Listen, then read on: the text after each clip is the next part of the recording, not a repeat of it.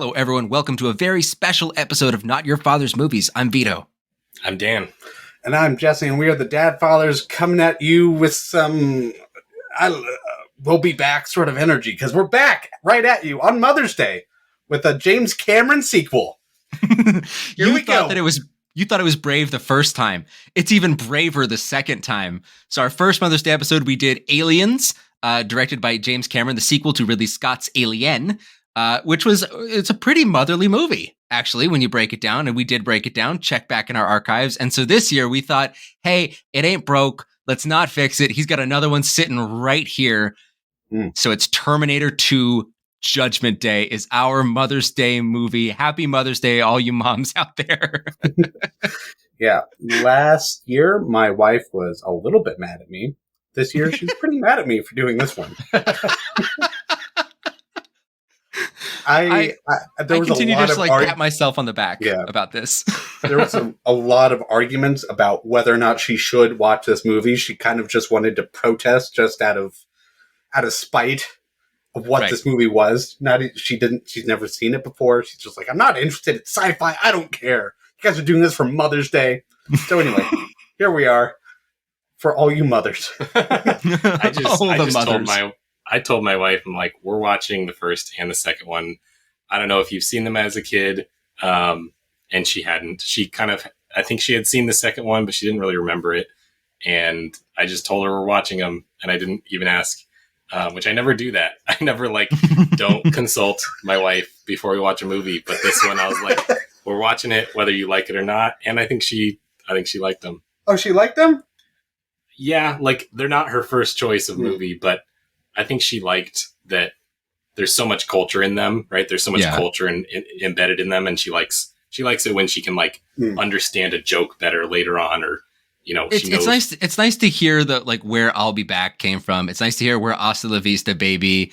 It's nice to just get even the visual references. I love that joke in the first one where he gets the three responses to the guy banging on the door, and he chooses which is the meanest one.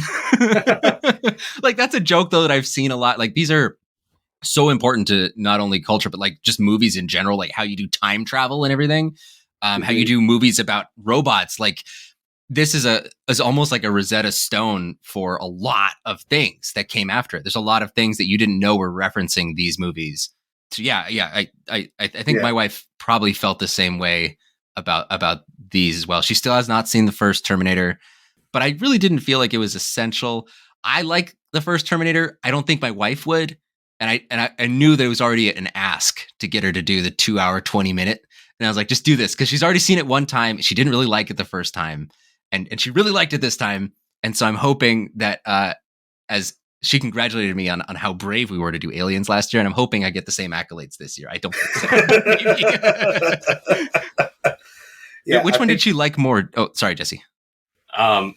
So it was kind of funny. We start the first one, and Arnold Schwarzenegger comes in, and he's the Terminator, and he's out to kill Sarah Connor. Mm-hmm. And my wife's like, I thought I remember Arnold Schwarzenegger being the good guy. I thought he was protecting it. She didn't really remember it because she saw it when she was 7 or 8. And I'm just sitting there I'm not gonna ruin the second one for her. I'm just gonna let her think that she misremembered, but apparently she had seen the second one and slightly remembered at least that part of it. So I was like, no, he's the Terminator. Or it could have been the third one, or the fourth one, or the fifth one, or maybe even the sixth one.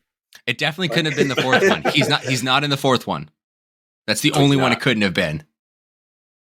Oh, yeah. Well, no, he does show up in number 4. Terminator Salvation? Does he? Is it right at the end? Is that a flashback? No, it's not. No, do you remember the plot of number 4 is to send people back in time, and Arnold Schwarzenegger is being sent back in time to the original. I don't remember this at all. He's not a good guy. Yeah, that's what the plot hangs on. John Connor's interacting with his dad, and he has to send his dad back in time to birth him, or to conceive him, basically. Yeah, I remember that, but I don't remember him in Terminator Salvation at all. Oh, he shows up. He's very CGI'd. He's very CGI'd and very, very fake looking.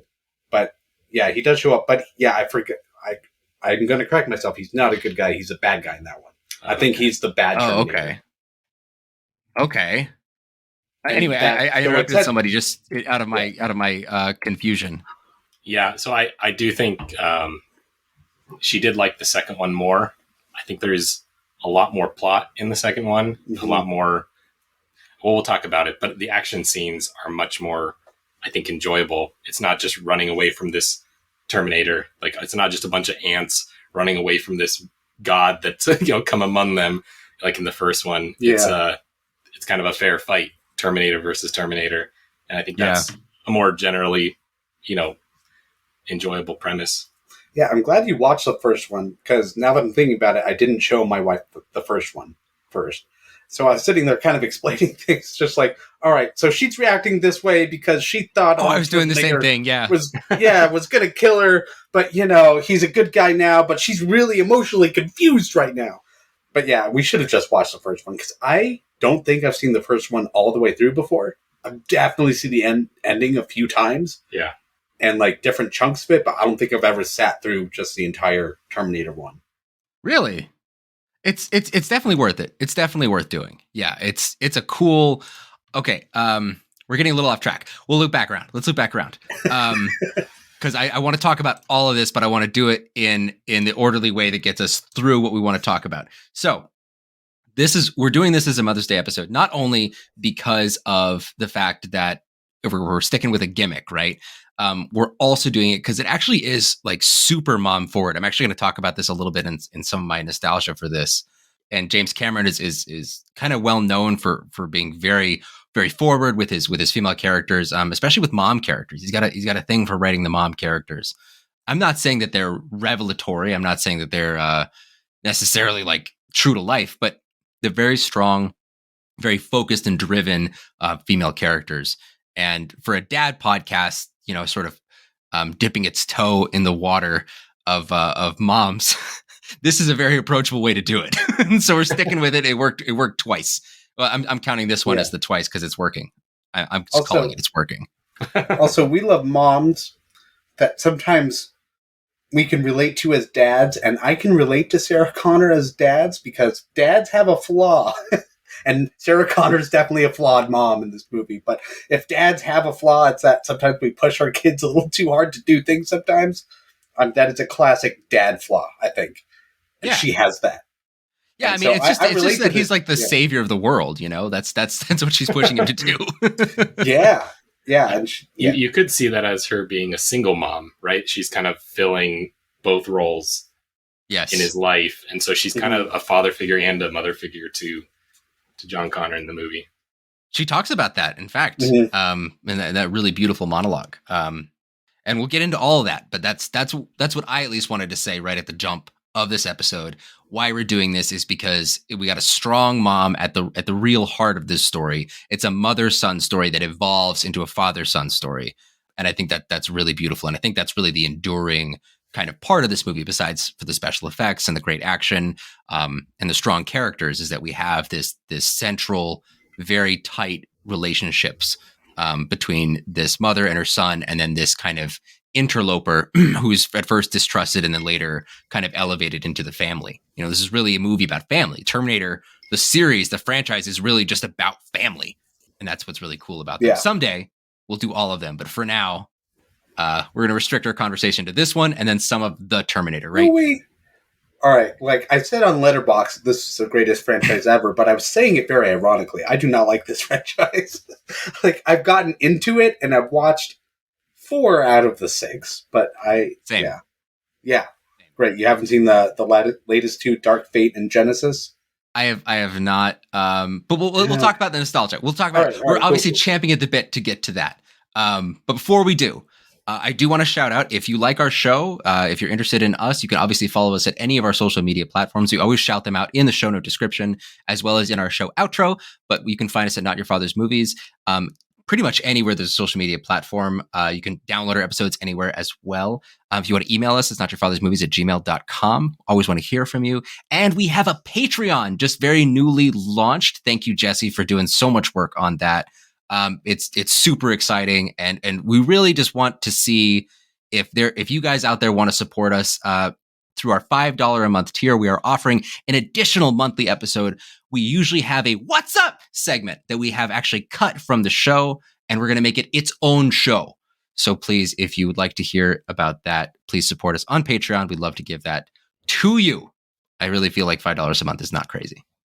We'll see. We'll see what everyone thinks. Getting into our movie here. This is directed, produced, and co-written by James Cameron with his friend William Wisher, who has worked on several different Arnold projects over the years. But I mean, James Cameron, we talked about him in our Aliens episode. I don't really want to get too far in the weeds with him, but I believe last year when we talked about Aliens, I think that Avatar 2 was supposed to come out last year as well, and it didn't. It's supposed to come out this year. It has a title. So we're inching closer. Or at least first images have come out. Oh, images. Good. Maybe it was only a teaser or something, but yeah. The first images for Avatar, The Way of Water? The Way of Water have come out. And one of the worst subtitles I've ever heard. Oh, awful. Awful. It wasn't for the fact that James Cameron was behind it, I would say I'm going to pass hard on this movie. Yeah. But I'm excited. I'm excited now. I'm excited just because of all the hype and the fact that we've been waiting how long for this thing? Like 14 years? Just because the first one was nominated for the 2009 Oscars, right? For Best Picture? Sure. Yeah. Yeah, I think that's right. It's a long time to wait. So it better not suck. That's all I'm going to say. I mean, there's like 4 sequels after this. It really better not suck. Yeah. I don't really know what to do with this movie. I guess that's like a stay tuned. I guess we'll probably cover that in some way. All right, wait. Let's settle a bet now, or let's make a bet. Oh yeah, I think last year we all made a bet that it would not be released last year. This year, I'm saying it's going to be released in December. It's going to happen. I agree. I think this is the what? I'm sorry. There's no challenging. All right, no, that's off the table. This is the way of water. Yeah. So that's James Cameron. We've been waiting for his Avatar sequels about the blue people with the hair for a really long time. We'll see if we get it. Man, I love that. I love that summary of Avatar. It's the blue people with the hair. That's all they are. That's what's going on. They ride the things. It's great. I don't know. No, that is a perfect summary of Avatar. It's blue people with the hair. Thank you. It might get me to go to 3D IMAX. I missed it out. I missed it on the first Avatar, and all my friends were saying it was amazing. And this was so long ago. I was almost in high school, I think. But yeah, I think I might go to 3D just for that, because I know that'll be what's behind it is just the visuals and the experience in IMAX. Oh yeah, same here. Yeah. Do you want to go together? Yeah, that's our bet. Let's do it on December. We're going 3D IMAX opening night, dressed in blue. Nice with hair. Well, I mean, you guys already have the blue on right now. It's just what you're wearing. Anyway. Ooh. This movie, though, Terminator 2 Judgment Day, a subtitle for a movie that doesn't suck and, in fact, rules really hard, stars Arnold. This is our first Arnold Schwarzenegger movie. I'm very excited to talk about Arnold. I love this guy so much. I just have so much love for this man. He's huge. He's goofy, but he's surprisingly smart. It has a real emotional depth when you want him to, and when you don't want him to, he's just in a movie called Commando and he kills 300 people, and it's awesome. Or it's great. Terminator, where he plays a robot. He does play a robot very convincingly, which is why he's a good actor. But I love this guy. I think that I could conceivably see on our Not Your Father's Movies feed that I think an Arnold series could be coming very soon. I really think so. Yes. He's a dad staple classic. How can we not do him? I'm surprised that this is the first time he's shown up. I kind of am too. It's really been a while. It's been too long. Yeah. Next up, we have Linda Hamilton, one of my mother's all-time favorite. So Linda Hamilton in Terminator 2 is one of my mother's all-time favorite performances by an actor in anything. She holds up this performance very, very high, and she'd always talk about it. Whoa, hold on. This is your mom's movie? Yeah, that's actually kind of why I wanted to do this. Okay, all right. So this is a true Mother's Day. So you should have just brought that up at the beginning. We're doing this because this is Vito's mom's movie. Yeah. Do you just want to say hi, Mom, right here? Or I buried the lead a little bit. And so we'll get. I want to get into more of Little Hamilton a little bit later. But other movies that she's been in that were also kind of big in my family was like Dante's Peak. My dad really dug Dante's Peak, and yeah, between this and the first Terminator and Dante's Peak, Linda Hamilton was really big in my household. A lot of admiration for her.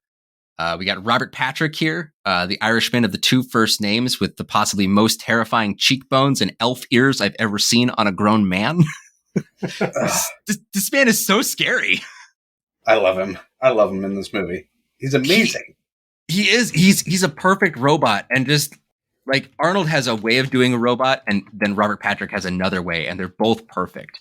But I just love how completely emotionless he is. Like when he's got Linda Hamilton skewered with his little finger spear through the shoulder, and he goes, "Call to John." And there's nothing in his voice. There's not enjoyment. There's nothing at all. And that would be so hard to sell that. You know, you're just a killing machine. You just have a function, and you're fulfilling the function. Oh man, he's really great. When he runs, it looks like a robot would run. He's not he's not even breathing hard or anything. Mm-hmm. I heard that he actually trained for that he trained his body to be able to breathe calmly while running. Oh, cool. Yeah. Yeah. And his head doesn't really jump either, right? Like he stays like on a level field, on a level plane.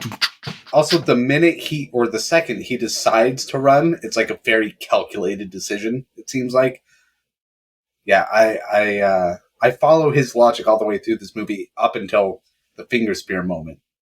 But even then, acting is good enough to distract me. Yeah, you get swept up in the feeling, even if it like does not really make too much sense after that. But he's been in a lot of stuff, mostly a lot of TV. He's in The Unit, for example. He's in a TV show called The Last Resort. He's in True Blood for a long time. He's in a show called Scorpion that I didn't even know existed for 93 episodes. And then most recently, he was in Peacemaker as Peacemaker's dad. He is fantastic. He's really, really good. He's like one of the most hateable dads in TV shows I've seen in a really, really long time. Yeah, I've been wanting to watch it for a little while, but been too busy watching Better Call Saul. It's really short. It's like 10 half-hour episodes. Yeah, I'm sure it is, but there's so many things. Now I need to watch Severance. It's true. Yeah, we all need to watch Severance, apparently. Thanks, Dan. Don't have to, but I'm going to, yeah. We also have Edward Furlong, probably one of the most like promising child actors that really went off the deep end, which is a shame because he's actually pretty good in this movie sometimes. That is a great way to describe it. Yeah, sometimes it's like he's great, other times it's like, wow, there were a lower standard for child actors back in the day. I feel like after The Sixth Sense, it really skyrocketed where we expected excellence from child actors. And before then, it was like, kids are kids. My wife said, if I was a teenage boy, I would never say anything ever because of just how often Edward Furlong's voice breaks. He's always like, come on! No, you can't kill people! But he is pretty well known though because he's in this movie Terminator 2, and then like a couple years afterwards he's in American History X with Edward Norton, and he's fantastic in that. He's really, really, really good. And these are two really good performances from a kid, and then his career never really went anywhere. Even looking back at his last 20 years of performances, I'm hard pressed to find something I recognize. Oh, wait, here's an exception. It's it's the Green Hornet from 2011. Remember the Green Hornet with Seth Rogen? I do. Remember that movie exists? Yep. Now I do. Apparently he's in it. I once owned a copy of this on Blu-ray, and I could not tell you I knew that Edward Furlong was in this movie. I don't remember anything about the movie. Yeah. So I think that's my issue. And I think appropriate. No one should remember this movie. That was a great That was a great blockbuster rental midnight sort of movie that we had, and never watched that again. No desire to. I don't even want to see if it's good. I don't want to encounter it again. What if I still own it somewhere? I'm going to throw it away. I'm just going to throw it away. It's going to be forgotten. It's not. There's no way it'll be great. There's no way. If it was great, I'd remember it, but it's not great. Jesse's the arbiter of great things. Didn't you know this? No, greatness speaks for itself, and this did not speak for itself. What if in 100 years it gets a cult following and becomes the biggest movie ever made? I'm going to be dead, so I won't care. Yeah, same. What if we could start that cult following? The last person I wanted to mention here, just to move us along, is Joe Morton, a man who has actually previously appeared on our show because we keep mentioning movies he's been in, even if he hasn't actually been in a movie that we've covered, because he is Cyborg's dad in Batman v Superman and Justice League. That's probably his best well-known thing. I mean, he's in Speed as well. He's fantastic in Speed, movie we will do someday. Do you guys like Speed?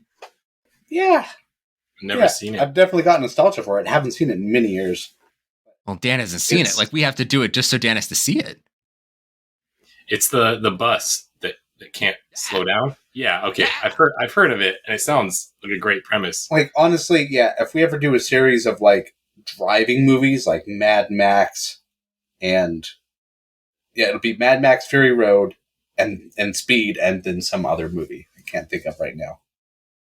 Yeah. Well, don't tip the hand. Don't tip the hand. Ooh, I would love to do Speed Racer.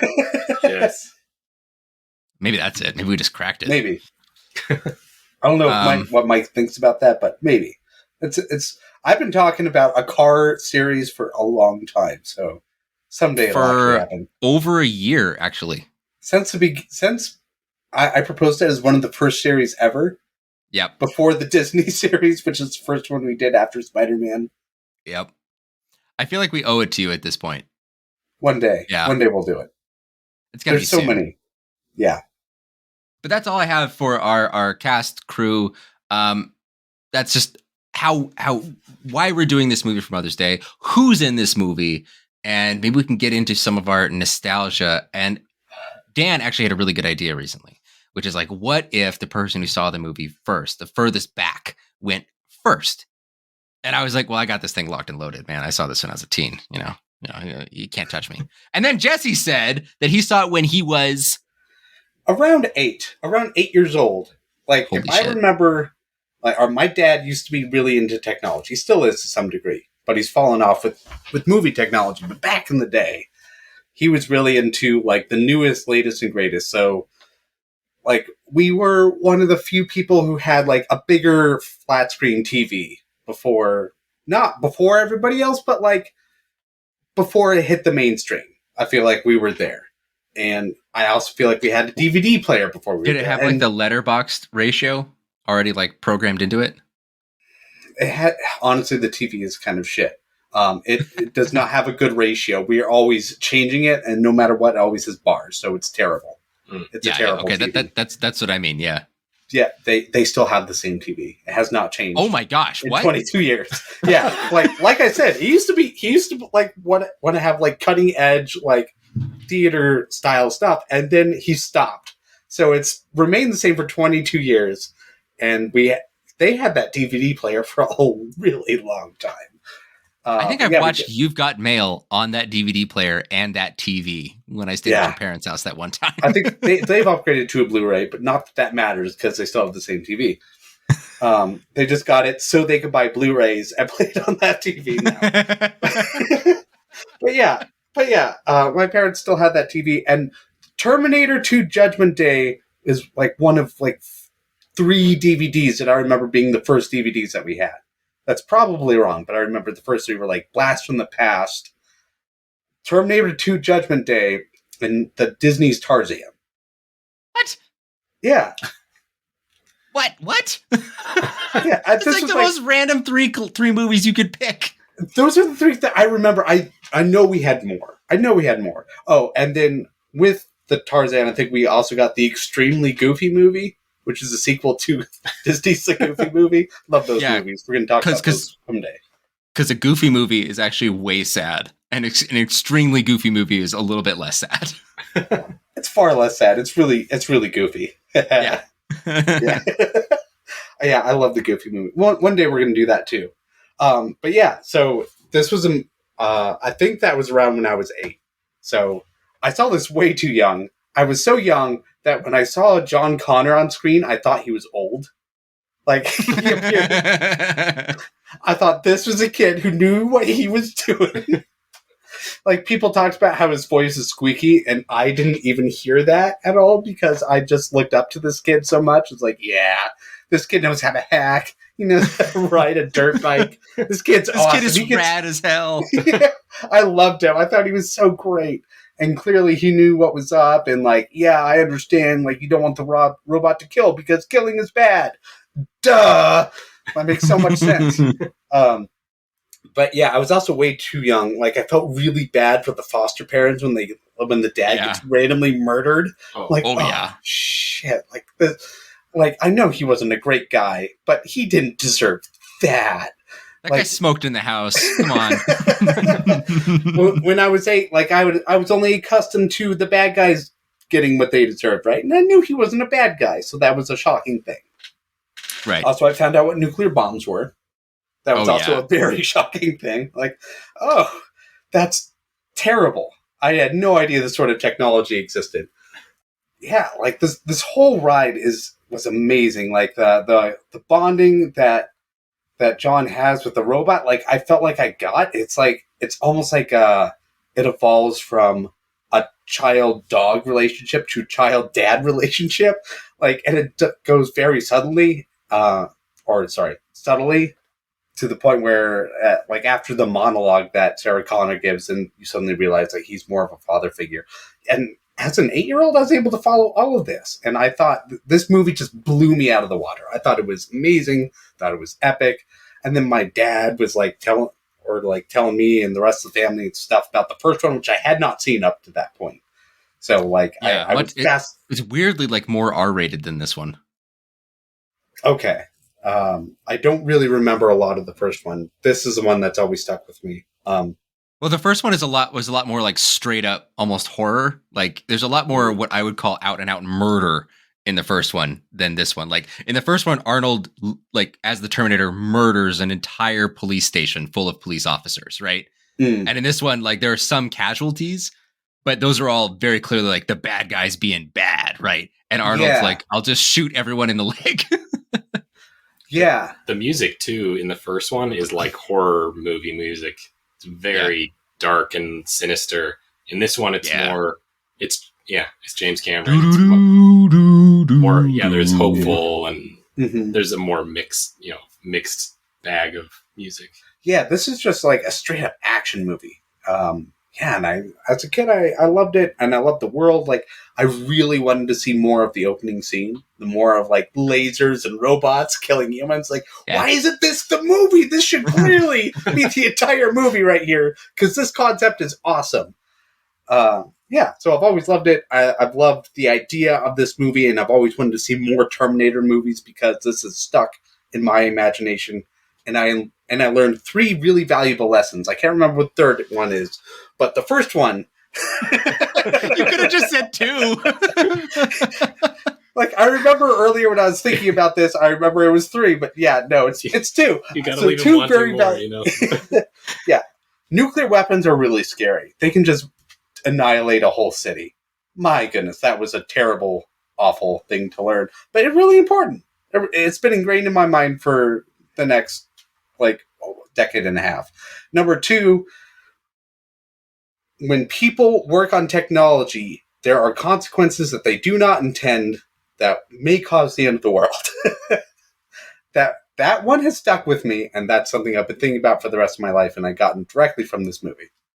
So, yeah. Very good. 2 big things I learned from this movie. When you remember the third one, I really need you to call a sidebar. Because I feel like I held in a sneeze. See, that's why I said 3, but now I don't remember what it is. So, yeah, I will call the sidebar. But, Vito, you were older than 8. How old were you when you first saw this movie? I think I was about 16. I might have been 15. I did see the first one first because my dad showed it to me. We stayed up late. My mom was pretty excited because she really wanted me to see Terminator 2. I've heard her talk about it for a long time. And Dad's like, the only way we can do this is if we watch the first one. And I watched the first one, and it was by far like one of the more kind of upsetting movies I'd seen. Like, we'd watch Night of the Living Dead, and we'd watch, stuff like The Ghost in the Darkness. Like, Dad loved sci-fi, R-rated kind of action horror kind of movies, and we watched them. But The Terminator always stood out to me. It's actually a movie I've only seen one time because of the police station kind of like massacre. I knew a lot of cops growing up. A lot of my friends, their parents were cops, and I have a lot of respect for cops. I like a lot of them. I respect the profession. I know that might be a controversial thing to say now, but I really do. And I think that these normal people put a lot out there, and watching this cold-blooded machine kind of just hunt them down in their precinct was really scary for me. And I remember that really kind of being struck by that. And also just like the kind of the way that the machine couldn't be stopped. There's so many almost like fake out moments when they're trying to kill the Terminator at the end of that movie, where they really think they've done it, and then dun dun, and he's back, and then they like cue another 2 minutes of action, and then we got him, and then bum bum, and you're like, when will it die? Why won't it just die? And that's what's so cool about it, is that it's so relentless. It will always keep coming for you, even when you think you put it down. So when it came time to watch the second one, my mom was really excited, and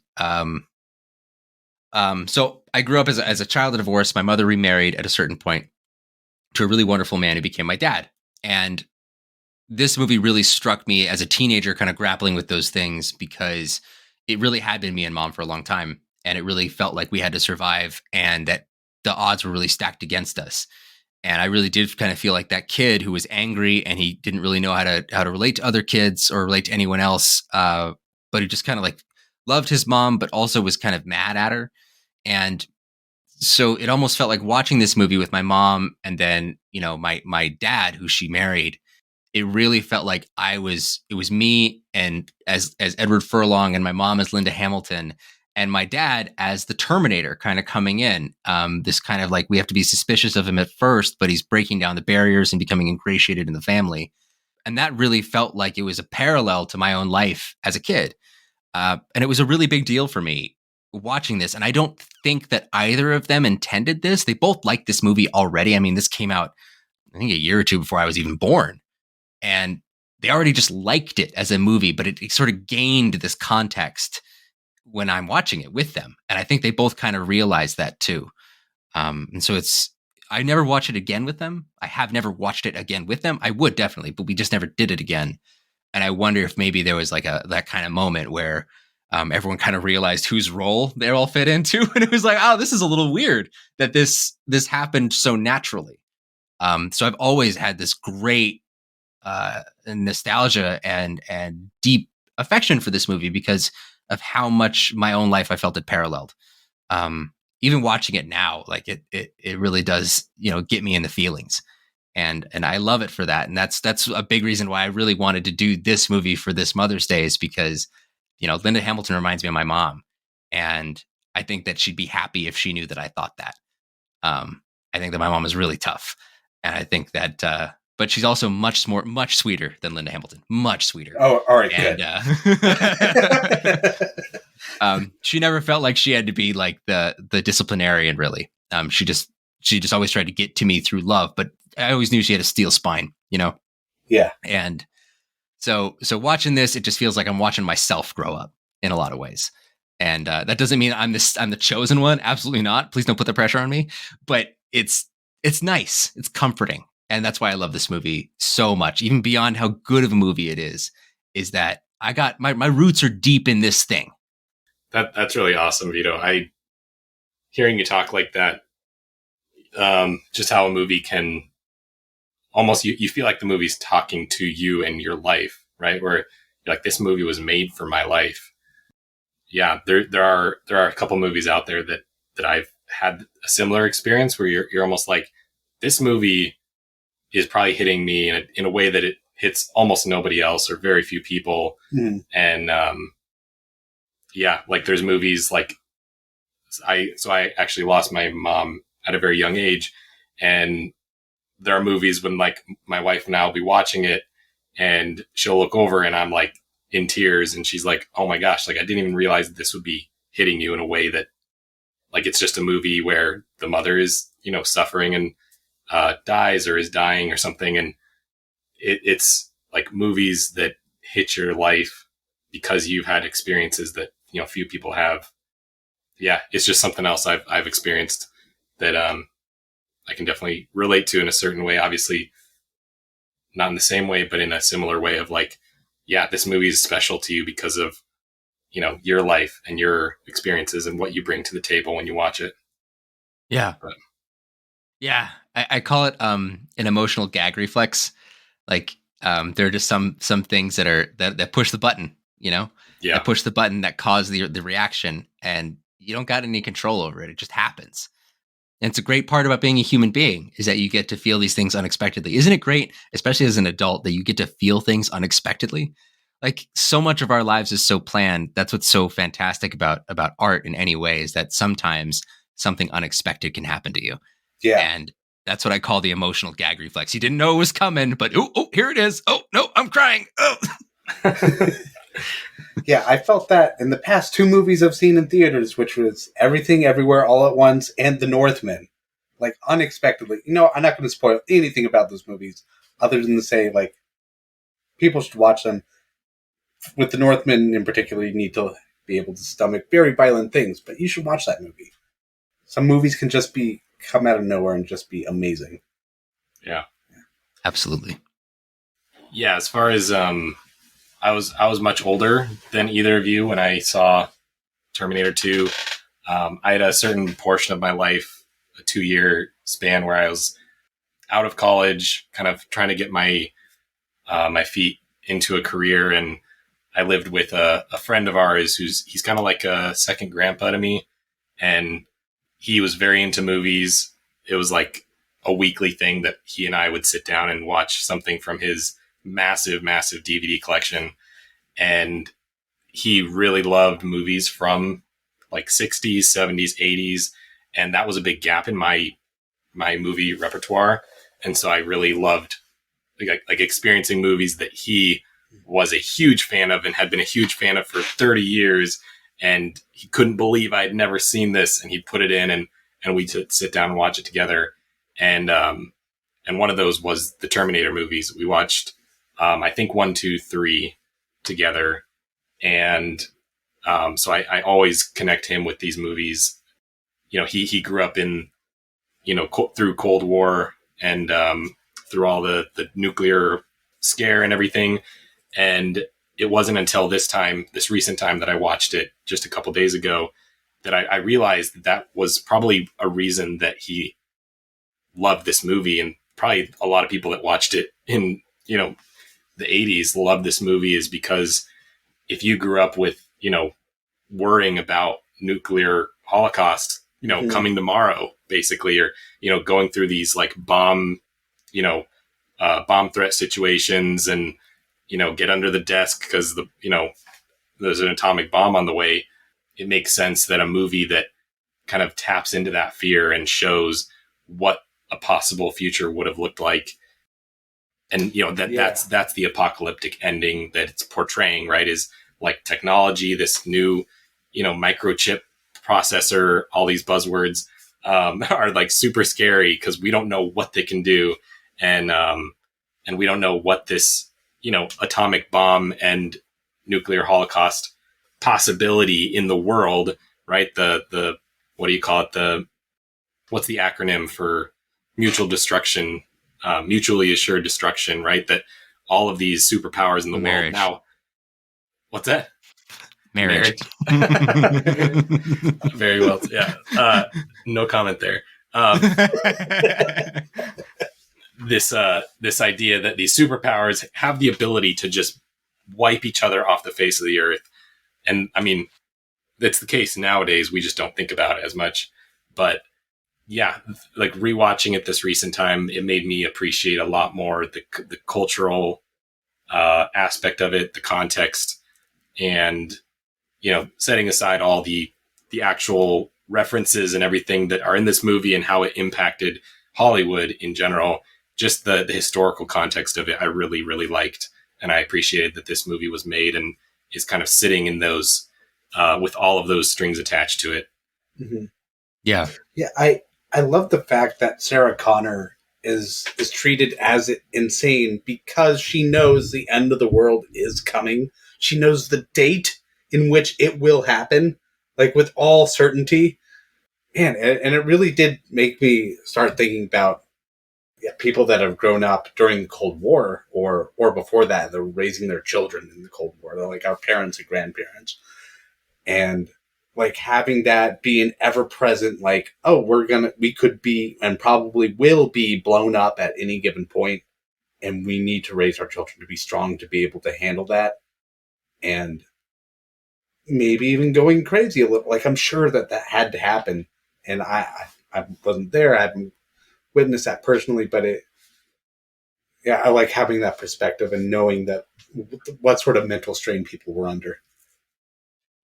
And it's funny, too, that you mentioned Blast from the Past being the other DVD that you guys had. About a guy going crazy and building a bunker underneath his house and living there for 40 years. Yeah. Yeah. It's a wonderful movie. And it's the first, I was like in high school, and I gave that movie as a recommendation to the gentleman that I lived with for a couple years. And he could not believe he had not seen this. He absolutely loved it. And from that day on, he would just ask me, be like, Dan, do you got any other recommendations? Because I hit like a home run with that recommendation for him. And because it's in the 60s, it's got the music, it's got like the change in culture, into, the punk rock, into the 90s craziness. And it's just like a wonderful transition of cultures. And so it's a great kind of supplement to that. Yeah, I love that movie. I really want to do that movie one day. Hey, everyone. Jumping in real quick to tell you about something I'm personally very excited for. It's Sir's Furniture. SIRRS Furniture. Now, if you've been listening to our podcast for a long time, then you know about Sir. We did the crossover with the Before Sunset trilogy. He's been on a couple of our episodes. I've been on a couple of his. He's a dear friend. And he happens to make, besides a fantastic podcast, beautiful, custom-made wood cutting boards of whatever flavor of wood you want in whatever kind of design you want. It's beautiful custom work. And with summertime coming up, I know that I'm going to be out barbecuing. I'm going to be out going to birthday parties. I'm going to be going to a couple of weddings. And it's sometimes hard to pick, what to give somebody, what to give a friend of mine. Sir's Furniture is your one-stop shop for cutting boards, charcuterie boards, coasters, anything that you can really think of that is handmade, handcrafted, and designed woodcraft.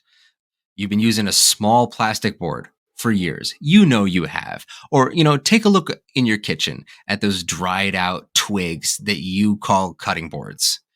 And go to sirsfurniture.com, SIRRS furniture.com/NYFM and check out the wide selection of beautiful handcrafted wooden cutting boards that are on display there.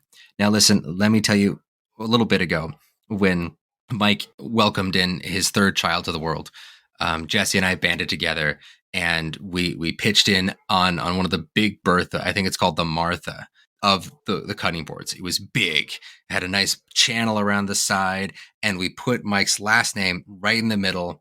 And this board was gorgeous. I was upset that I didn't have Mike's last name so that I couldn't just keep it for myself. It was the single most beautiful cutting board I've ever seen. So that whether you love to cook, barbecue, or just need that perfect gift, Sir has what you need. So for 10% off, use our link, Sir's Furniture. That's SIRRS furniture.com/NYFM. That'll tell him that we sent you. All right, so that's been our nostalgia for this movie. Lots of deep nostalgia for this. Not surprising. This is very much like a generational kind of movie. But a question that we usually like to ask is, when would we show this to our kids? I'm gonna stick between 14 and 16, maybe a little bit younger, but not too much. I would like to do that thing that my dad did, where I saw the first one and then the second one. And as I said before, the first one is a lot more R-rated than the second one is. So I want to make sure they both kind of like meet in the middle. But watching this movie now, some 12, 14 years after I first saw it, it didn't seem that dated 12, 14 years ago. Now it is aged. Dated has a weird negative connotation to it, but it has aged a lot more than I thought it kind of would have. And so I can only imagine in, another 10, 12 years when my daughter would be ready to see a movie like this, it'll be aged even more. And I wonder if the violence will be as big of an issue because it will seem kind of just old, maybe not as intense because it looks so old. That's just the thought that I'm having. What do you guys think about that? Yeah, the scene. So my wife gets very squeamish if there's any really violent scenes, and the scene where with Arnold Schwarzenegger is cutting open his arm to show. Yeah, when he cuts open, peels his it arm off like a glove. Oh, actually, sorry, I'm totally confusing with the first one, which we watched the day before. The self-surgery. Yes, when he cuts open his eye, she didn't look. She like looked away, but then like she like looked up and she's like, oh, it's like a puppet. Like he totally doesn't look real. And it's, we kind of like laughed about it, that it looks kind of silly. And in our 2022, expectations for a movie, we expect a scene like that to look completely real because of, modern technology. So I agree with you that because it's aged, I could see kids laughing at a lot of the scenes that in 1984 or before that, when the first one, they were probably extremely shocked by it. This kind of like gross, cutting open your arm and cutting open your eye and all that was very much a gross out scene. Yeah, I'd probably agree with you as far as the age, 14, 15. I will say with this movie, especially the first and second one for this franchise, I definitely feel I don't just feel that I want to show this to my kids. I feel like an obligation to show these two movies to my kids. There's so much culture embedded in these movies, and these movies are referenced all over the place. I remember swimming in our pool, and we would act, we joke around and act like we're drowning or act like we're, sinking, and we'd throw up the thumbs up signal. We didn't know what that was from. We just knew that that's what you do as you're like sinking into something. And, it was much later, as I said, before I actually saw the movie. And, there's like so many, just references and quotes. People quote this movie all the time. And I think that's what my wife appreciated about it. She's like, now I get that. I get the references. And I feel like an obligation. I want my kids to understand who Arnold Schwarzenegger is as the Terminator, and where all these, references come from. So definitely going to show this to them. Definitely going to be when they're older. Yeah. What about you, Jesse? Yeah. Okay. Like you, Dan, I definitely feel compelled to show it to my kids, but I don't think the violence is too, like, I think it is stylized and stuff. But I don't think it takes away from what it ends up doing. Maybe I'm just thinking back to when I first watched it at 8, which I think is too young. I think it's going to be older than that. I think after, hold on, sidebar. I just remembered the third thing. All right. I'm so excited. The third thing that I learned from this movie, 'cause this was the first time when I learned that to die, period. Like, you didn't have to be a bad guy and you didn't have to be a hero sacrificing themselves. You could just be an innocent bystander getting caught up in violence. Specifically from the foster dad who gets like stabbed in the mouth while drinking a carton of milk. That it's always stuck really hard with me. And I guess I'll end that sidebar and continue it into what I was going to say. Okay. that was a very since Mike's not here, seminal scene for me. Like, it's always stuck with me that people could just die. So like the violence has actually impacted my life in a big way. I had never conceived of that happening before. So I still think that violence is impactful, even though it does have a more dated look. It's not like utterly gruesome, I guess, like modern violence can be. No, I was saying that mostly like the insert shots, like I think that the T-1000 still looks really good, being all flowy and liquidy. But like the moment when he mirrors the security guard and then sticks his finger through the guy's eye, and then it does the cutaway, like the insert shot of the guy's face, and now he's obviously like a puppet, and the thing's through his eye, and he's like twitching, right? It's moments like that where it's not just in the flow of action. The action's still like really, really top notch and really great. But it's when they focus on a particular effect that it becomes more obvious how old it is. Like when they focus on the T-1000 after he's been shot by a shotgun blast, and it's like pretty clearly just like a metallic, like concave, that they just like suction to him, right? It's when they focus on it that it looks silly. And it's when they don't focus on it that you forget about it, right? So I wasn't saying that it's. I was specifically not saying it was dated. I'm just saying it feels older, much more often than I remember it being when I was a kid, and that was kind of what I was wondering. Like, does that bring the age down in a way? That was my question. Yeah. Mm-hmm. So sorry.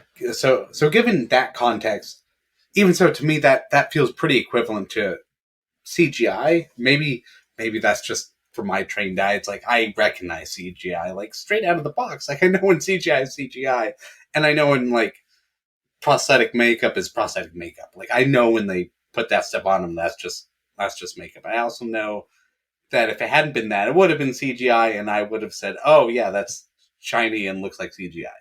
So there's no way I think to actually really sell that effect, in my opinion. Yeah, so I think you have that issue either way. So like I guess what I'm saying is I'm not sure if either way it really takes away from the emotional impact significantly compared to any other movie. So like, because to answer your question, you had said, what do you guys think about that? So to me, that doesn't really play into when I would show it to my kids. I think the weight of the violence is still there. But now I'm really, really torn because remembering that I saw this at 8, like I know I could handle it. And I know I did, and I really liked it, and it's had a big impact on me. But I don't want to show it to him that early, but I also don't want to show it to him, like, I don't know, like if I could handle it at 8, maybe they could handle it at like 12 or 10. Like, I think I'll take it on case-by-case basis. With my son, it'll probably be 10, knowing how he's turning out and how the movies are affecting him. Like, I think we can enjoy these sort of things together. So that's going to be my answer. Very good. Well, then, moving over into some of our favorite scenes. Since I made the Google Doc, I get to go first. That's the rule. It's the car chase. It's the mall moving into the car chase. It's John Connor's at the mall. Robert Patrick's looking for him. Arnold Schwarzenegger also is looking for him. They're both approaching from different sides. John Connor is tipped off by his friend that there's a cop. Robert Patrick looking for him. Mm-hmm. He takes off down a service hallway, and he ends up looking at Arnold Schwarzenegger walking with a shotgun in a box of roses. Mm-hmm. He pulls it out. The roses fall. He stomps over the roses. John Connor turns around, tries to run away, comes face to face with the cop, and then the two are facing each other down a long hallway. And they start shooting. And then, like Frank from It's Always Sunny says, and they start blasting. And they are blasting away at each other. And it's awesome. And it's everything I wanted as a kid. There's a poor, like, service worker that's cut down in the middle. I don't care because I'm a kid. And I'm like, yeah. And then they get to, like, they're and running. Also this when it's established that the Arnold Schwarzenegger is a good guy because it says, get down. Yeah. And but John Connor doesn't know that. Like, John Connor doesn't know that Arnold... He thinks they're both bad guys, but not because he knows about Arnold specifically, right? He doesn't have that visceral memory that his mom has. Like the reaction his mom has to seeing Arnold is so much more intense and crazy. He just there's two men with guns who have questionable intent. He's scared of the cops. He's obviously scared of this biker guy, right? But he says also, get down, so now he's on his side. He trusts him in some way, and then takes off out, and then it turns into this chase scene. This chase scene with a 18-wheeler and a little motorcycle, and then Arnold comes in the big motorcycle in the canals of LA. This is just one of the most stunning sequences I've ever seen in my life. This is high class action filmmaking. Everything about it is thrilling and visceral. It's awesome. Yeah, it's awesome. How real it is. Like, I love the fact that CGI is hardly used except for the T-1000's like liquid becoming shiny and then suddenly becoming a humanoid figure. Which, of course, was like groundbreaking at that time, right? It was groundbreaking at the time, and frankly, it's aged pretty well because like the shiny liquid CGI, it looks like shiny liquid metal. Like it's not technically very good, but it looks like the thing is trying to portray, so it still holds up to me. Yeah. But like thinking about this chase scene, like this would be done on like a blue screen and with CGI everything if this was done now. But like this is all real. Like I know this truck is real. I know this motorcycle is real. It's amazing. I can't believe that they were able to film this in a canal in LA. Maybe it's not even LA. I don't even know. It is. It's actually filmed in the LA water canals. They have addresses for them. You can go see the actual spots they filmed it in.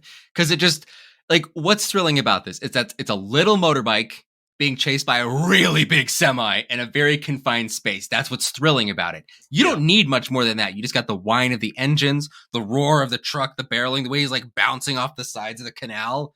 Even the moments, like I've seen this movie a lot, even the moments where it really I noticed something like when the truck finally wrecks, you can very clearly see the dummy flop out of the driver's seat and then like flop back in.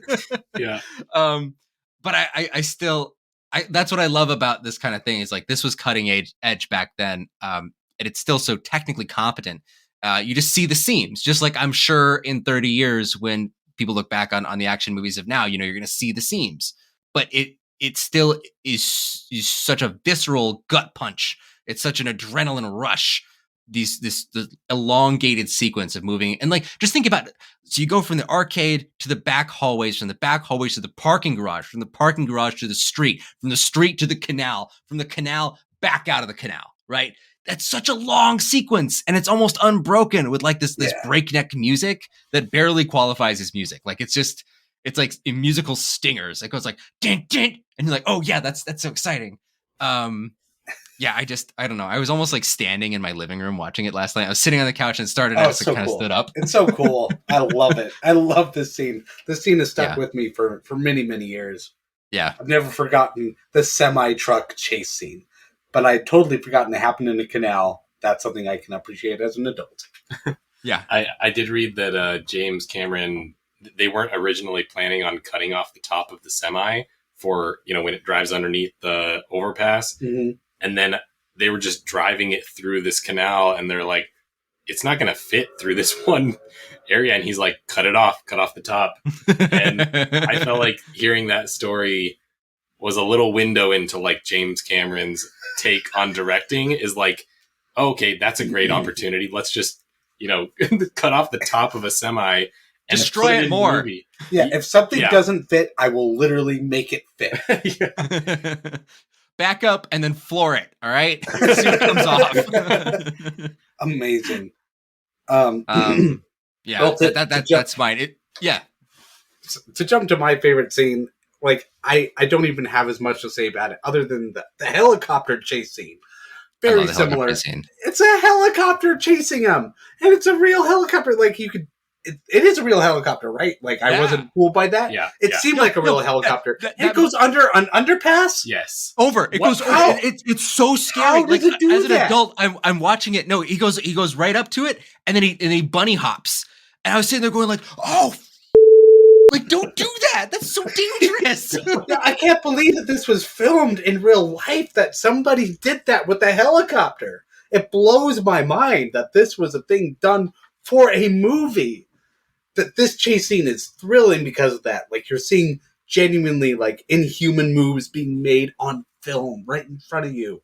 That's what an action movie should be. This is it right here. Something completely unbelievable and yet happening.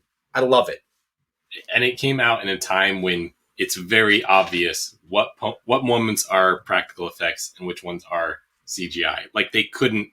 When you're watching the helicopter go underneath the underpass, you know that's happening because they couldn't make that. Like they couldn't fake that. No way. So yeah, there's almost something like satisfying about watching a movie that is aged because you're like, I know what's fake, I know what's real, and the stuff that was real in this is crazy. Yeah. I also like how they end that scene by them just being like, all right, just brake really hard. It'll just crash into the back of you. All right. That's how we get out of this. Right. You could have done that like 10 minutes ago, but exactly. Like they did this whole thing. Like she stacks up the bulletproof vests and everything. There's like this whole dealio of the exchanging fire. And he's like, no, just slam on the brakes. But what I love about that is that that's not something that I even considered until, my 50th rewatch. Right. The magic of the movie just has me in its thrall and has had me in its thrall for like 14 years because this is a great scene, Jesse. Yeah, it's phenomenal. I can't believe that this was pulled off for a movie. It's incredible. Yeah. And the thing that I can't believe they pulled off, and this has been something that I've grown to appreciate in the last, actually, after having seen this movie for the first time. Like Terminator 2 keeps coming back in all these different like YouTube channels that I watch about movies, podcasts I listen to about movies. Like somehow everybody keeps bringing up Terminator 2. And one of the things that's always brought up is the CGI, is the fact that the T-1000, these scenes, the scene of him like walking through the bars of the psych ward. Oh yeah. Right? Love that.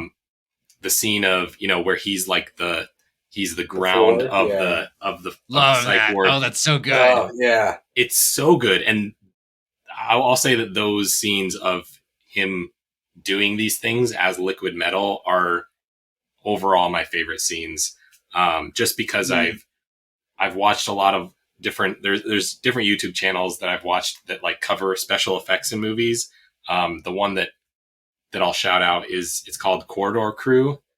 And it's a pretty popular channel, but they analyze special effects in movies, and they did a whole like trying to recreate the scene of him walking through the psych ward bars, using modern technology. And obviously like they were able to very closely imitate it in like a week.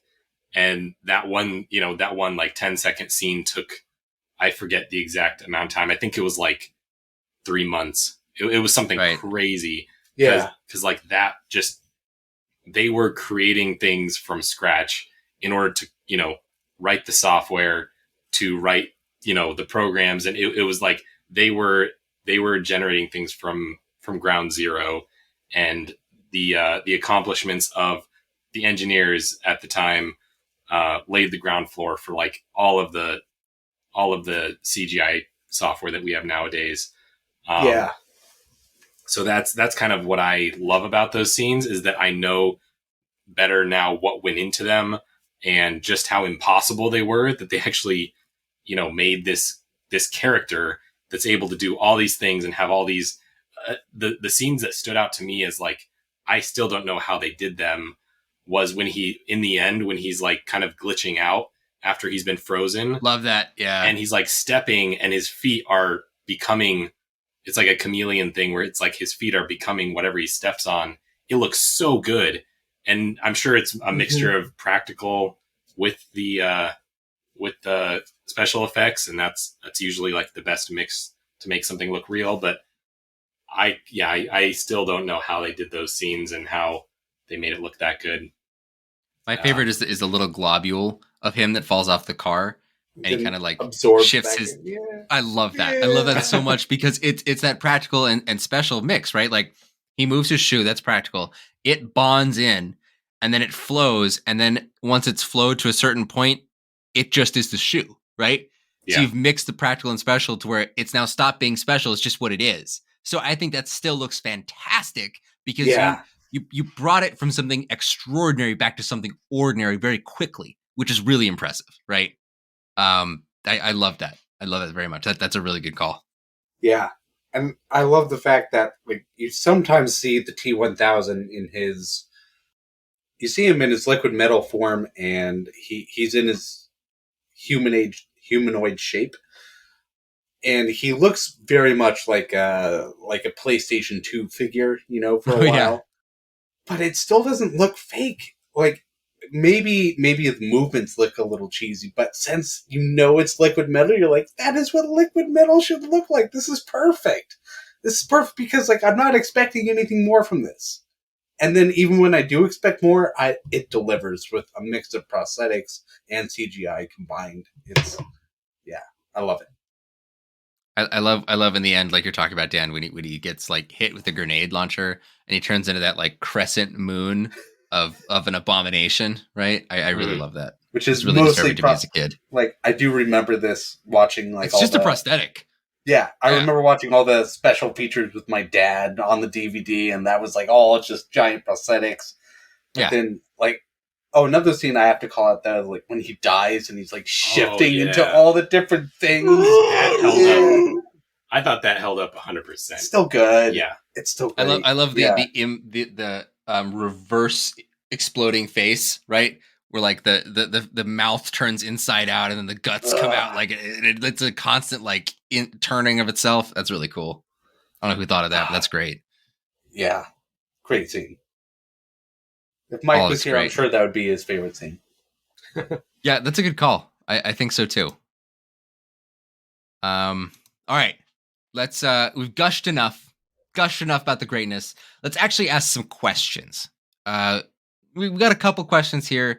I don't want to run too long, but Jesse, you wanted to ask a question about fate. I think it's probably Sarah Connor's favorite word. Yeah. Let me bring up the script real quick because I want to get her words perfect. Hey, doctor, how's the knee? Yeah. I'm sorry. I'm in the script, but I have to go through many pages. Sarah, this is a dumb script site. All right. I just searched for Sarah Connor monologue. You know what? That is way smarter. That's what Sarah Connor would have done. Oh, no, that's from the Terminator Chronicles. That is not what I want. I'm going to search Sarah Connor Terminator 2 monologue. I'm doing it too, and I'm going to get it faster. Okay, you are. I agree. You're going to get it. You're just going to get it so Terminator fast. Wiki. There's an entire wiki. Okay, how about Terminator 2 thank you, Reddit. Day. That was deleted by user. Appreciate that you brought it up as a search result anyway. Where is this it? This is 3 billion human lives ending? ended on August 29th, 1997. The survivors of the nuclear holocaust called the war Judgment Day. Did you know there's an alternate ending? I did. I have seen it, and I also have seen the director's cut. Did you guys see the director's cut? No, I've never seen it. No. Kyle Reese comes back. Oh, in like a dream sequence? Yeah. Okay, then I did see the director's cut. Because my wife and I were surprised it was 2.5 hours long. Yeah, it's like 13 minutes longer.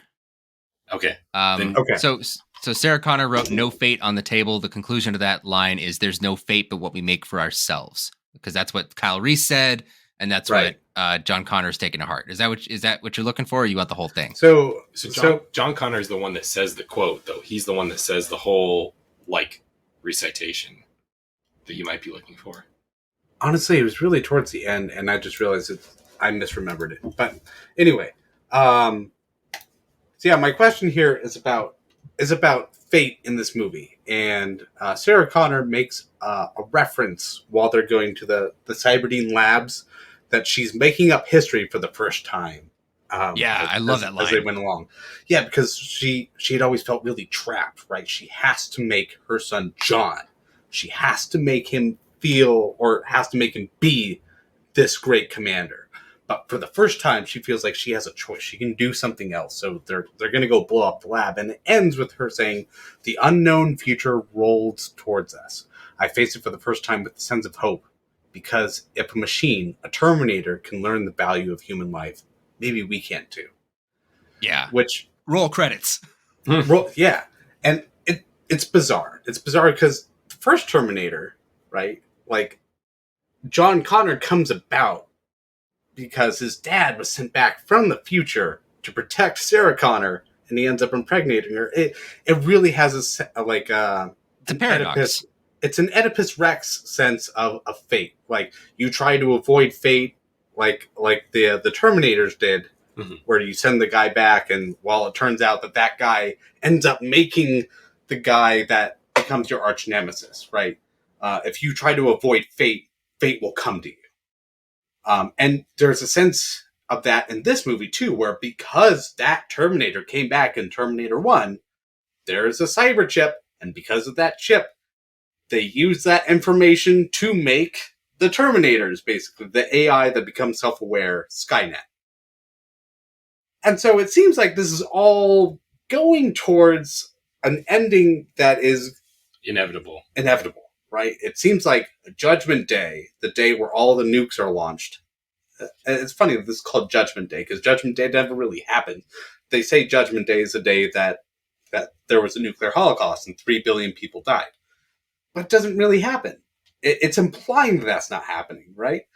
So, like, what is Sarah Connor right? Is she writing history for the first time? Is it up in the air whether or not humanity can find the value of human life? Okay, I don't know the answer to the second question, but the first one, it's entirely possible and not possible. The entire reason, right, that this is such a great conceit for a story and why it spawned so many reiterations and everything and sequels is because it's, of course, as everything is based off of, it's based on The Time Machine by H.G. Wells. He invents the time machine to save his wife who died. But because she died, therefore he invented the time machine. He can never stop her death because the time machine is an inevitability because it's already happened. So he must invent it. So she must die. So by Skynet inventing the fact that they have to go back in time to prevent John Connor from rising, they're guaranteeing thus that John Connor will always rise, thus guaranteeing also their own creation ad nauseum. Same thing for John Connor, right? He must always guarantee his own creation so that he can exist in the future. But it's already happened, so it will always happen again. You cannot undo the events that led you to the making of the time machine, which means that in a large way, the fact that Sarah Connor wrote No Fate actually kind of makes a lot more sense than John Connor filling in the details of No Fate but what we make. Because there is no fate, there's only predeterminism. You can't really call that fate. You'd say something is fated, like, oh, it will come to pass. But what we're really saying is it's not even fate. It's just happened. You're going to do this again and again, and you're just going to keep delaying it and pushing it to different things and different times and different places.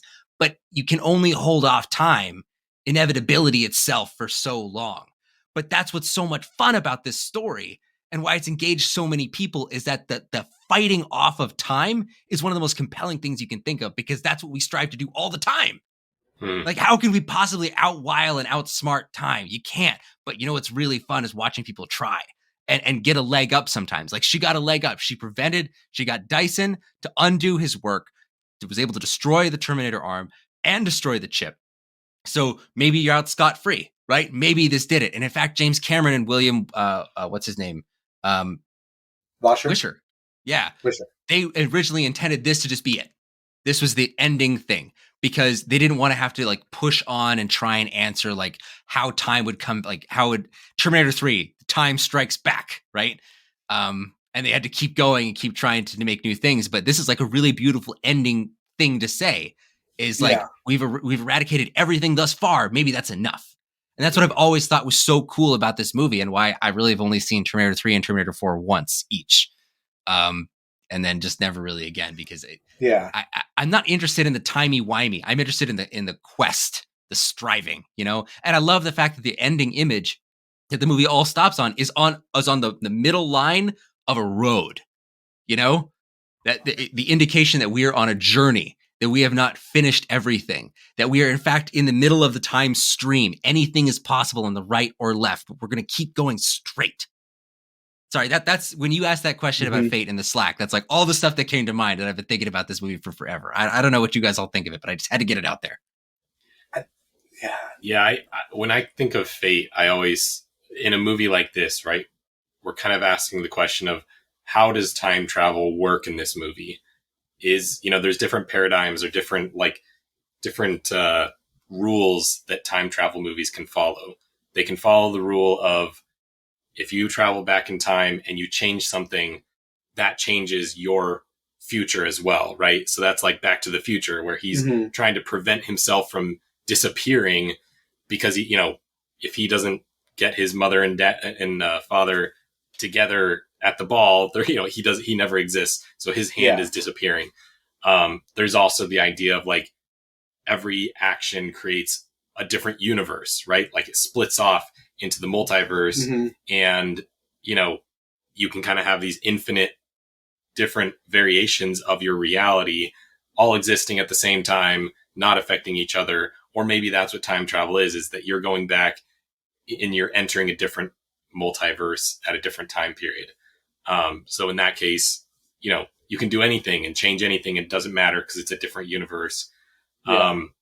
And then there's kind of like the middle ground between those two, where if you go back in time and you start changing things, time or the universe is going to fight back because it knows that you're doing something off of that timeline, and it's trying to get back, almost like, back to norm or back to what was supposed to happen. And it's because of quantum, dude. Come on. Quantum. Everything's quantum related. And I call that the Oedipus Rex. Like, he's trying to avoid the fate. The fate's still inevitable. It still just comes to him anyway. I would like to just dive in. A lot of people are not going to know that you are referring to the third of 3 Oedipus plays, and it's not people. Is the third one Oedipus? No, Oedipus Rex is Oedipus the king, right? It's the first one written, but there's Antigone, and then there's Oedipus Rex, and isn't there a third one where he goes under the earth? He's blind now. Anyway. Either way, this is like a really deep pull for most people.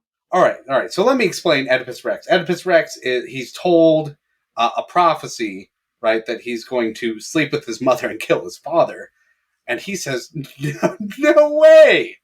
And he's not going to do that. And he tries to avoid that scenario, but his father turns out to be the king, and his mother is the queen, and he becomes the king. Right. His parents send the baby away when they hear that prophecy, and they send him away so that never happens. And then he grows up and he hears the prophecy. So he flees his land to avoid the prophecy, not unknowingly coming right back home. Yeah. And it's because fulfilling the prophecy. The very act of not fulfilling the prophecy made him fulfill the prophecy. And so I see a similar thing going on here. The very act of trying to kill John Connor creates John Connor in the first place. So yes. I see the Terminator as having a very Oedipal kind of view of fate. I just wanted to really make sure that we backgrounded that, because if someone hears that, they're just like, John Connor didn't want to have sex with his mom. Like, sure, yeah. That's what I mean by the Oedipus Rex view of fate. That's been around for a couple thousand years at least. Yeah, it's just not in the popular consciousness, Jesse. When people hear Oedipal, they just think of having sex with your mom. All right. Thank you, Freud. Yeah. Did you want to finish any point, Dan? I can't remember if you were talking before that. I'm having trouble keeping track of the threads. Yeah, just that when the ending of this movie was coming, or even just with Dyson, like up to the point where Dyson decides, let's destroy all of this stuff. The movie could have gone either way. It could have continued to be, everything here is fated to be, and it's all going to lead to Judgment Day, because that's the inevitable end of this movie. But the moment that Dyson is like, let's destroy my life's work, and even, he sacrifices himself to destroy it all. It's a beautiful way of showing that our futures are not predetermined. It's a beautiful way of showing that journey, like you said, Vito. And then, it ultimately, sacrifice is what, changes the future. And the sacrifice of Dyson, the sacrifice of Schwarzenegger, at the very end. Those are the things that change the future to be, Sarah Connor sitting in front of a big, a bunch of kids playing at recess, and not the nuclear holocaust like she had been, seeing in her dreams. Yeah, and it really boils down to Sarah Connor's choice, right? Like, all that only happens because Sarah Connor decides to not kill Dyson. It's only because she doesn't kill him that he says, we can go blow up all my work at the lab. We can take the chip, we can take the arm. And it's only through that they get to the steel factory where the Terminator is able to sacrifice himself for all that. So it's because of Sarah Connor. Because he cannot self-terminate. Right, because he cannot self-terminate. So Sarah Connor's really the driving force of all that. Like, she switches. She does make a choice that it seems like she's not fated to make. A counterintuitive choice, right? Like, she's just had all this rage built up in her for so long, and who would have thought that actually mercy would get you further? Yeah, like, maybe that sort of mercy. Maybe the answer really is just like, don't kill, love mankind, and you will set mankind on another path. And then in Terminator 3, it doesn't matter. Judgment Day happens anyway. But we should just ignore because all those money. Yeah, ignore all the rest of them. I think there's Terminator 6, which James Cameron comes back to do, and just says, he does not direct it, but he produced it, right? Yes. So, and it basically says, forget Terminator 3, 4, and 5. We're starting over. John Connor's dead. We need to get Letney on, and Letney can lay out exactly what all this is, because he went on a Terminator binge. I want him to like show me the timelines of all of it, make it make sense. The last timeline doesn't make sense. They just scrapped what happened. I love the scrap outright. All right, we need to move on though. Yeah, we do. The question I wanted to okay. So the question I wanted to ask is the legacy of this movie. How much this movie changed things after it, both for like action movies, sci-fi movies, sequels.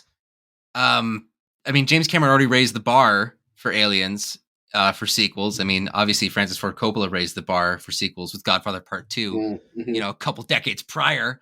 Wonder if we're going to be doing that one anytime soon. Wink, wink, nudge, nudge. Can people look back a year and maybe predict when that'll be?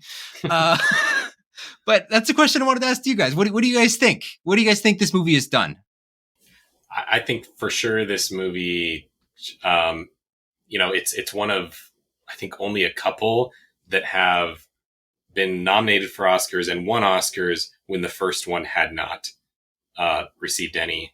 So it definitely changed the game as far as, the abilities of a sequel to completely not just surpass, but like blow out of the water the first one that it was based on, which is a very difficult thing. Like, we always joke about how sequels are always, much less what we'd want them to be. We always, they're always just terrible. They're always lame. What is it? The 22 Jump Street has a whole joke throughout the whole movie about like, oh yeah, well, as long as we just redo what we did in the first one, redo everything, because everybody loved the first thing. So do it all again. It's like, exactly how it was done. What does it say? Investigate the dealer, find the supplier. Exactly like last time. Yeah, it's great. Like, and that's the general kind of reputation of sequels, is that they're terrible. We know that they're just a cash grab. They're just trying to ride on the wave of the first one. And I feel like James Cameron is proven with this and with Aliens that no, you can take something that was great and make it better. You can make it even something greater and a classic, even, more of a classic, I would say, than the first one. Yeah, the number of times that this movie comes up, the second one, as being just the best. I'd say maybe Empire Strikes Back might be a contender as far as like a sequel being more popular or more famous than the first of a franchise. But it's a contender. But I mean, I don't know. Attack of the Clones. Anybody? Ooh. No, I'm kidding. Well, The Last Jedi, though. If we're talking about Last Jedi, then I don't know. I might have some things to say about that. Positive towards The Last Jedi. You have to really qualify these things. Like, you can't just like leave it hanging. You have to actually come down on one side or the other. Avatar 2. That's going to be the big one. The way of the sequel. Yeah. What about, what do you think, Jesse? Do you think this movie had, like, besides being, like, changing the sequel game, at least adding to, like Vito said, the second Godfather and the second Aliens? Definitely with special effects. Like, this was legendary for that.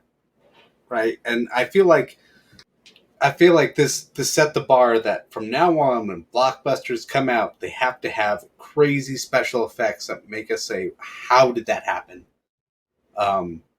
Because, wait, when does this come out? 92? 94? I think it's 92. Or 91, I think. It was 84 and 91. Okay. For the Terminator 1 and 2. So 91. Yeah. So this is early 90s. We're not really getting a lot of like, if we get CGI in the 90s, it's not good. It's really bad looking. It's always super obvious. You can always easily tell. But it's still held up to this day. I'm sure back in the day it looked phenomenal. And this is back in a time when we're relying mainly on practical effects, like Jurassic Park, right? There were a lot of animatronic dinosaurs going around. Now here we have CGI. So beautiful. Yeah, it was beautiful, but now we have the CGI kind of taken over, and I feel like this starts the tsunami of computer-generated images that we. And there is some CGI. There is some CGI in Jurassic Park, right? Because that comes out 2 years later. It's just they hide it, right? They're doing a very good job. It's like what you were saying earlier about the blending of the two. And the 90s is like a great time for the blending, and then the late 90s is like, why blend? Just type it in the computer. They don't care. No one cares. And then now we have this where, like, you can shoot entire movies. Remember when Sky Captain the World Tomorrow came out and everyone's like, huge they didn't even use one physical location. It's all CGI behind them. Is this the future of movies? And everyone said, oh, no, it's not. But no, it totally is, actually. Yeah, it is the future of movies. Everyone just stands on green screens. It gets, like, flown around by wires. Like, remember when The Lord of the Rings was filmed in New Zealand and The Hobbit was filmed all in front of a green screen? Mm-hmm. I remember wasting 9 hours of my life watching 3 Hobbit movies. Yes, thank you for reminding me. I'm not sore about that at all. Yeah, I refuse to watch the third one still. To this day, I have not seen it. That's great. I mean, eventually we will have to do those movies. We will have to. No. It's just going to have to happen. Maybe we can hire other people to do that. Dan, like, we'll have Not Your Father's Movies, but we all hire someone else to stand in for us to do the episode. It's just 3 guests. Are you a secret Hobbit movie lover? I'm not. I dislike just about everything that other people dislike. But I do know there are a lot of fan-made, like, hobbits out there, and didn't what's his name, Topher Grace? Didn't he like make a 1 movie cut of The Hobbit? Who's Topher Grace? Well, Topher Grace. I mean, you might know him as Venom in Spider-Man 3. But when he was doing Black Klansman, he was playing the Grand Dragon, right? The head of the Ku Klux Klan, and it bummed him out so much that he went and he made an entire like 3-hour edit of the 9 hours of The Hobbit, and he made it 1 movie as like therapy, and he posted it. I think you can still find it. He's like, I made it work, guys. I made 1 movie, and everyone was freaking out. And I never watched it, but I always thought that was really cool for him. I was like, yeah, good for you, dude. All right, Dan, do you have a question for our movie right now, Terminator 2: Judgment Day? I think we kind of touched on it a bit, as far as this movie being a great sequel. I wanted to ask why. It's not a very deep question, but like, why do we consider this a great sequel, and what does it say about what a sequel should do for a movie, right? Like, let's say you're a director and you come into, let's say Blade Runner or Terminator 1, or any of the movies that sparked a franchise. What do you like? How do you develop a second movie? What needs to happen in the second movie for it to be great, or for it to be even greater than the original? You have to at least what I was thinking about with this is that you have to the stakes of the original movie are she has to stay alive. Those are the stakes, right? It's about her staying alive, and it's about Kyle Reese protecting her. Now you have to reverse the roles, right? You have to have the one who is trying to stay alive now be the one that's the protector. But now you have to increase the stakes by making sure that the one that she's protecting is much more powerless than her. So now we feel even more destabilized because the one that we're used to seeing being in peril is now the one in charge, and she's protecting something even more frail than she was, right? And then you up the ante by saying the bad guy is even worse than the first bad guy. So it's like now the odds are so stacked against this person. How are they ever going to get out? And what this movie is very smart about, and it's the same. It's kind of the same thing he did with Aliens, right? Because he's like, first Alien movie, one alien decimates the entire crew of the Nostromo, right? Second movie, there's like 1,000 aliens. All right, like it got so exponentially worse. Yeah, but they now have some way to defend themselves, which doesn't even the odds. But now it's not just a massacre, right? yeah. And that's what this is about, right? It's not a massacre, but they are in very real peril at all times. I also love the fact that the stakes are higher because for at least like two reasons. One, she's not with her son. Like her whole mission, like she's very military in this film, right? She opens up doing chin-ups, and she's all about like training her son to be the commander that he's supposed to be, and she's not with him. So like there's like this monumental gap that needs to be leaped somewhere, and it's going to come somewhere in the movie where they need to be reunited, and you cannot see how that's going to happen. And so like to reunite that big gap where she's in the asylum and he is in a foster home is in itself like an upping of stakes. Like how do they break her out? How does this incomprehensible relationship come back together? There's this. Sorry, what? I was just making a joke. Go ahead. Sorry. Okay. I still know what you said. And then the stakes are elevated again because she's not just protecting him. She has to go save the whole world. She's got to save 3 billion people if she just assassinates one guy.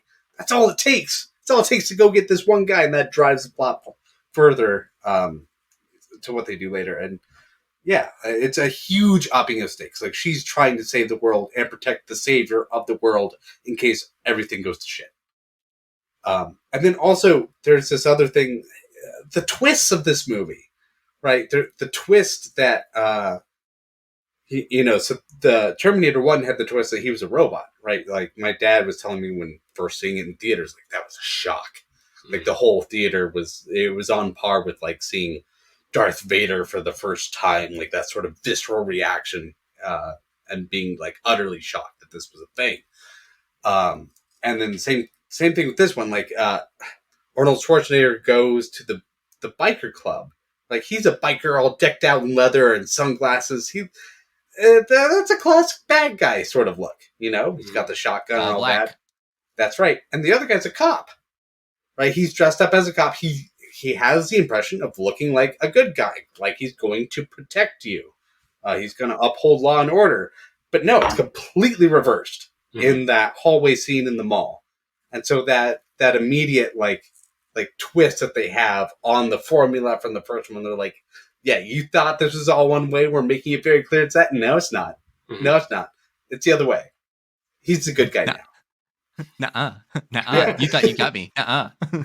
Yeah, and that's what a good sequel should do. It should twist the formula a bit. It should make you take a second look at things, and it makes you take a second look at things in a big way. Like he's not only not the bad guy, he's kind of the father figure at the end. Mm-hmm. That's bizarre. That is a weird way of looking at things if you're just coming from the first one, and to take that and make it work. To take a formula, flip it on its head just enough to challenge your way of thinking about things and give you a more interesting encounter with this world. I think that's a beautiful thing for a sequel to do. I think I agree with everything you said. It takes the world that we were introduced to in the first one and it adds depth to it. It didn't do anything that like undercuts the first one, right? Like some sequels, they'll sit there and they'll be like, yeah, that stuff was kind of dumb. We're just going to get rid of that. Or here are these new characters that are way more interesting than the old characters, and these are the ones we care about. This one, it's like, no, it's it's still Sarah Connor. It still is very much, Arnold Schwarzenegger and Sarah Connor, who are the main protagonists, or protagonist and antagonist in the first one. They're the same characters in this one, but then, like you said, it takes that formula, twists it, makes it more deep, makes it have a deeper meaning, and then also builds the universe of like about Judgment Day and about this inevitable future that might not be so inevitable. I think everything you said there was very well said. Awesome. Well, unless anyone has anything else, I think we should wrap up and ask our final question. Let's do it. And I think that we can all answer this question at the same time. So I think we should do that. I'm going to count down. Is this a dad movie? 3, 2, 1. Yeah. Absolutely. Yeah. I don't even know what else could be said. Do I want this associated with me? Yes. Do I want my kids to remember this movie? Yes. Is it a dad-mom movie, or is it a mom-dad movie?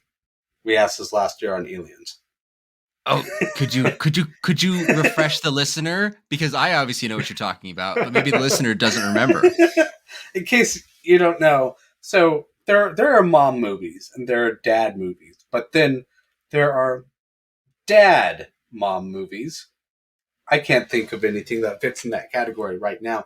But then there are mom dad movies. Like things that kind of like have a mom in there, but are basically dad movies, and things that are basically mom movies, but they have some dad elements in there.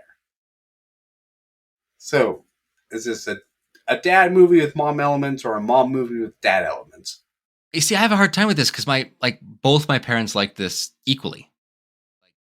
They liked it for different reasons, but like my mom likes a good rollicking action time. Like she likes to be thrilled. She likes to have a good time at the movies. And she likes good stunts and good action. She loves that.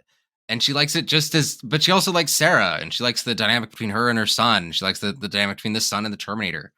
And dad is there because he likes the time travel, and he likes the future dystopia, and he likes that there's killer robots running around crushing skulls, man. Like there's something for there's something for everyone here. I think it is definitely skewed more towards the dad side. I think that's really just because this comes from a group of dad like people. Mm-hmm. It's dudes making a dude story, right? Arnold Schwarzenegger, yeah. yeah. But I mean, it's very sensitive for being so testosterone filled. You know what I mean? Yeah, it's got the heart of a mother, but it's got all the trappings of a father. Yeah. Ooh, that just sounds like you. It sounds like you're calling this a mom movie with some dad elements in there, with some dad presentation. This is where Jesse really is really picking on words. You're gonna make me defend this. That's right. Gosh. That's right. I don't want to run too long. I don't even know what to say. I think it's more male forward, but I think it's also very sensitive. But I also think that it is less feminine actually than Aliens. Weirdly, I think Aliens had a really deep, solid core of motherhood and femininity in a lot of ways that this movie doesn't have, right? Because its main two protagonists are a male looking robot and a young boy, right? Yeah. I would firmly call this like a mom dad movie. This is definitely a dad movie with some mom elements in there. I would agree. Okay. Yeah, I can get behind that. All right. So that's where we land with Terminator 2 Judgment Day. Dun, dun, dun, dun, dun. Dun, dun, dun, dun, dun. Oh, I love that. Also, just yes. Shout out to just the gorgeous playground bathed in napalm. That whole playground is on fire. It's beautiful. Yes. Their skin is floating away like leaves, just like she dreamed. Oh yeah. The explosions. That's inappropriate. I shouldn't be laughing.